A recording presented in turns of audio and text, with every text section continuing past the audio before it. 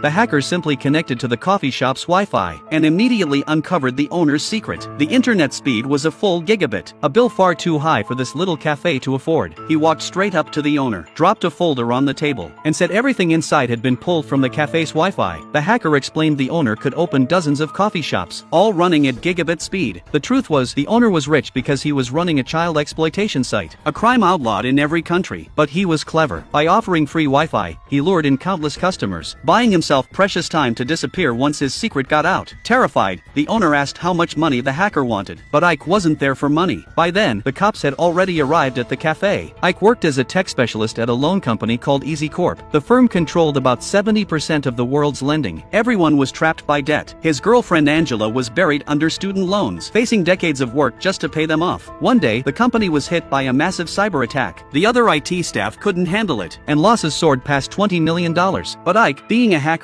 shut it down effortlessly. As he dug into the source of the attack, he found a file named after a hacker collective. He was stunned they'd leave such an obvious clue. But attached was another note: do not delete. At first, Ike wanted to wipe it, but after thinking it over, he left it alone. On the subway ride home, a stranger approached him and said, "Get off at the next stop with me, but only if you didn't delete that file. If you did, there's no point in us meeting." Shocked, Ike followed the man out just before the doors closed. They walked into an old neighborhood. Behind a hidden door in a narrow alley was the headquarters of a secret hacker group. The cyber attack had been a test. Only those who passed could join. Anyone who deleted the file would never be trusted. That night, Ike officially became part of the world's #1 hacker team. The next day, the man took Ike on a Ferris wheel ride, and from the top, laid out their mission. Since Easy Corporation held 70% of the planet's loan business, if they could wipe all its servers clean, every mortgage would be erased. Ike's only job was to inject the company president's IP address into the cyber attack. That would be the first step toward their grand vision. On his way home, Ike wrestled with the choice, but when he saw yet another student loan ad, he made up his mind. He forged evidence and handed the cyber attack report over to the police. Not long after, Easy Corporation's president, Terry, was arrested. Even the authorities had no idea why he'd done it. While the world cheered at the news, Ike was suddenly seized by a group of men in black.